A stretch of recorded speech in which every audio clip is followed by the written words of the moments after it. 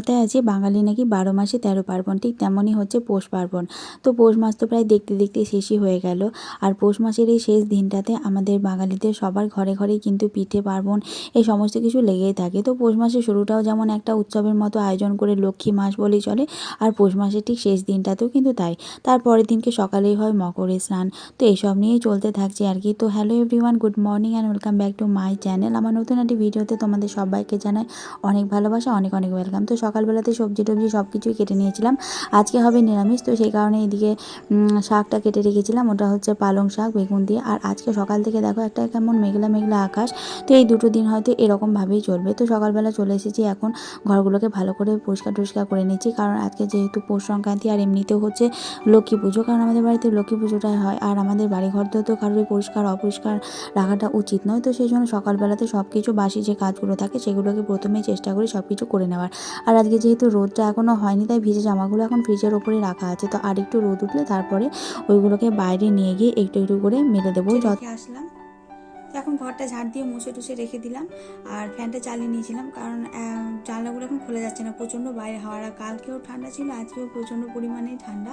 কিন্তু কি বলতো, আজকে যেহেতু পৌষ মাস শেষ হয়ে যাচ্ছে, মানে আগামীকাল ভোরবেলাতেও মকরে স্নান হয়। তো আজকের দিনে আমাদের গ্রামের বাড়িতে লক্ষ্মী পুজো হয়। তো সেই কারণে আজকে আমাদের টোটালি সব কিছু রান্নাবান্না নিরামিষই হবে।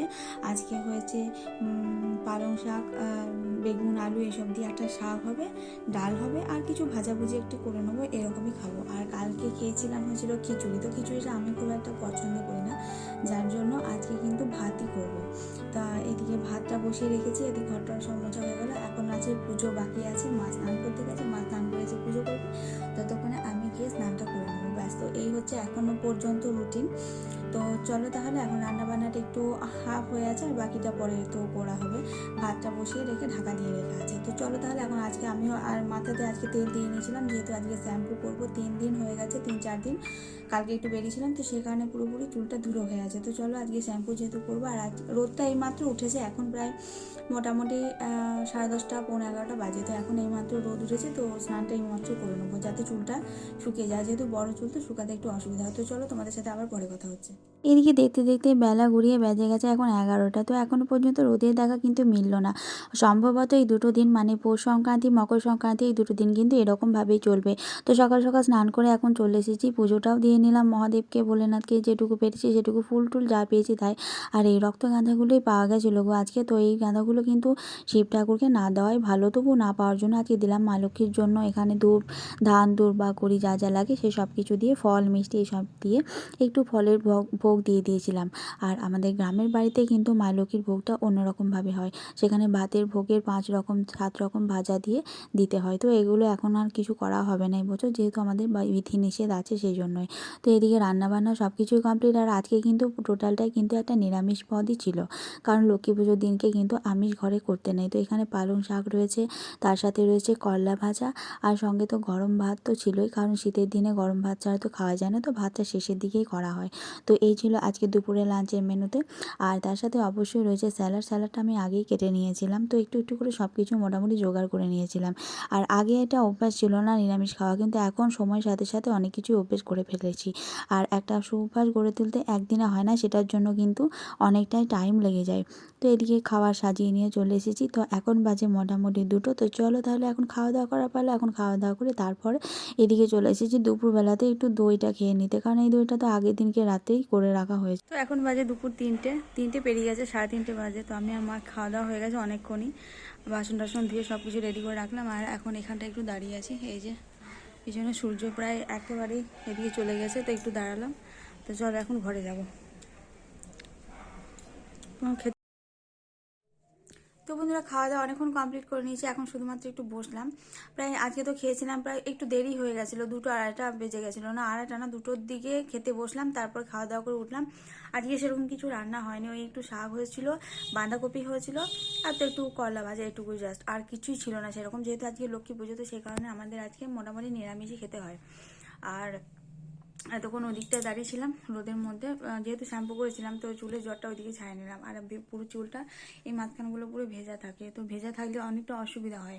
আর যখন শ্যাম্পু করেছিলাম আজকে কি হয়েছিল, কানেরটা পুরো খুলে পড়ে গেছিলো জানো তো। কারণ কি, আমার কানের মধ্যে কোনো প্যাচ নেই, জাস্ট কানেরটা এদিক থেকে পার করে এদিকটায় নিয়ে আসা হয়েছে। বুঝতে পারছো কি না জানি না, বাট এরকমই। কিন্তু এই কানেরগুলোতে হয় কি, অনেক সময় একটা করে প্যাঁচ থাকে, যেটা এইটার মধ্যে ঢুকিয়ে দিয়ে পিছনে আটকে নিতে হয়। তো পিছনে আটকে নিলে কিন্তু অতটা বেশি খুলে পড়ে যাওয়ার চিন্তাটা থাকে না। আমি যখন চুলটা মুছছিলাম, টাওয়াল করছিলাম, তখনই কিন্তু একদম পুরো বেরিয়ে এসে এই সুচ মতন জায়গাটা না, এই দেখো এই জায়গাটা পুরো এখানটায় গেঁথে পুরো ঝুলছিল।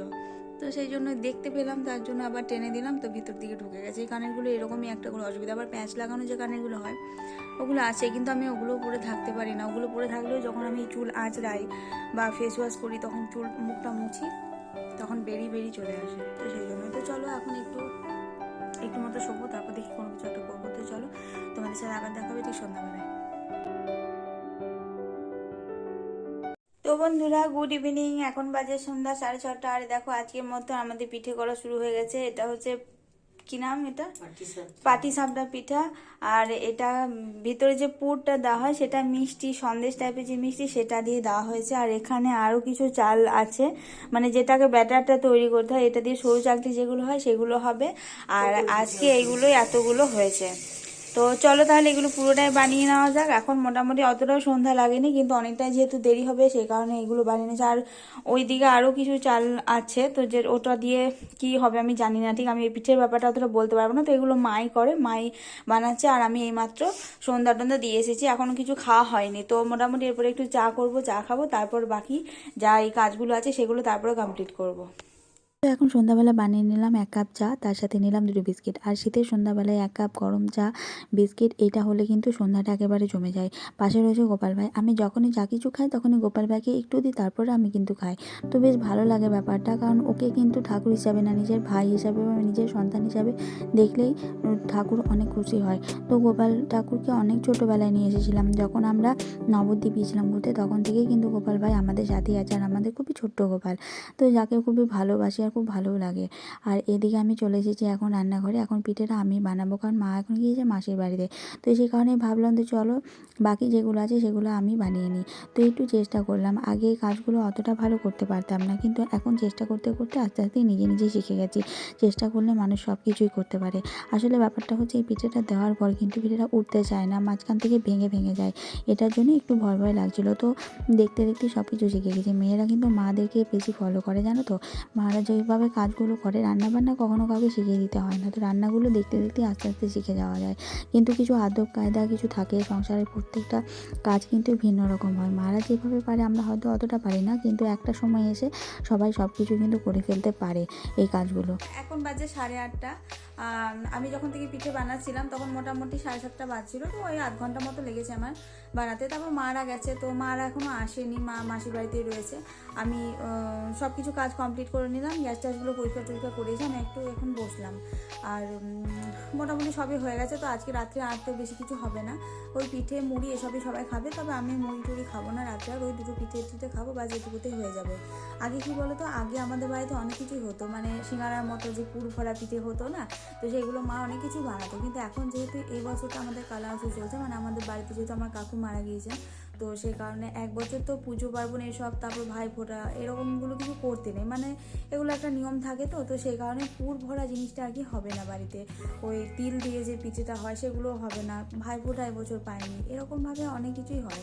আর আমাদের বাড়িতে প্রতিষ্ঠিত লক্ষ্মী আছে, তো মা লক্ষ্মীর এই আজকে পৌষ সংক্রান্তির দিনে মা লক্ষ্মীর ভোগ দিতে হয়। তো সেগুলো এবছর ভোগ দেওয়া হয়নি, কিন্তু ওই ফল মিষ্টি এসব দিয়ে প্রসাদ টোসাদ দিয়ে দেওয়া হয়েছে। আগে অনেক তখন করা হতো, আমাদের পুরো উঠোন জুড়ে মানে আলপনা দেওয়া হতো। তারপর সেই মাটির একটা পাত্র থাকতো জানো তো, এরকম টাইপের যে গোল গোল মাটির পাত্রগুলো হয়, তো সেগুলোর মধ্যে দিয়ে মাটির পাত্র চাপা দিয়ে পিঠে বানাতে হতো। সেই রকম করে আমাদের মা লক্ষ্মীর ভোগ হয়। তো এবছর এখন তার ওগুলো হয় না, আর মা এখন আর যেতেও পারে না।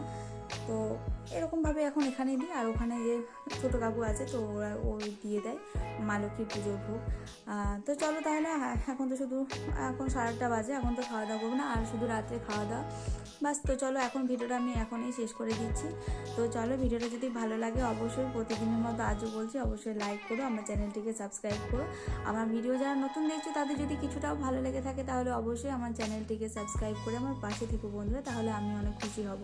আর অবশ্যই তোমাদের সাপোর্ট ছাড়া তো কোনো কিছু সম্ভব নয়। তোমাদের সাপোর্ট আর ভালোবাসা যদি আমি একটুখানিও পাই তাহলে আগে আরও অনেক ভালো ভালো ভিডিও আনার চেষ্টা করব। আর আশা করব তোমাদের আমার ভিডিওগুলোকে ভালো লাগবে, আমি নতুন নতুন কিছু করার চেষ্টা করবো। আর যদি আমার মধ্যে কোনো ভুল ত্রুটি থাকে তোমরা দেখতে পাও তো সেগুলো বলো, কারণ এখন নতুন নতুন তো আমি ধরো এই ব্লগ ভিডিও বানাচ্ছি, কোনো আইডিয়াও থাকে না, বিশেষ করে কি বলবো এগুলো খুঁজে পাওয়া যায় না জানো তো। যখন ভাবি অনেক কিছুই, কিন্তু যখন ক্যামেরার সামনে আসি না, সত্যি অনেস্টলি বলতে কি সত্যি ভুলে যাই কি বলবো কি না বলবো, একটা ভয় কাজ করে জানো তো, মনের মধ্যে একটা সত্যি ভয় কাজ করে। কারণ এটা তো একটা অনলাইন প্ল্যাটফর্ম, এখানে যে কোনো মানুষকে কীভাবে নেবে জানি না। আর আমাদের থেকে অনেক ভালো ভালো ভিডিও কন্টেন্ট ক্রিয়েটার অনেকেই আছে, কিন্তু তাদের সাথে পাল্লা দেওয়া বা তাদের সাথে তুলনা করা কোনোটাই অবশ্যই নয়, কারণ আমরা তাদের কাছে কিছুই না। আর আমার চ্যানেলটা যেখানে দাঁড়িয়ে আছে সেখানে তো আমি কিছুই না। তো তোমাদের সাপোর্ট ভালোবাসা পেলে সামনের দিনে আমি অবশ্যই এগিয়ে যেতে পারবো, এইটুকু আশা নিয়েই আগের দিনের ভিডিওগুলো আমি দেবো। তো চলো আজকের মতো ভিডিওটা আমি এখানে শেষ করছি। ভালো থেকো, সুস্থ থেকো, সবাইকে জানাই গুড নাইট আর শুভ পৌষ সংক্রান্তি, শুভ মকর সংক্রান্তি। তো সবাই ভালো থেকো, তোমার সাথে আবার খুব তাড়াতাড়ি দেখাবে নতুন একটা ভিডিওর সাথে। টাটা।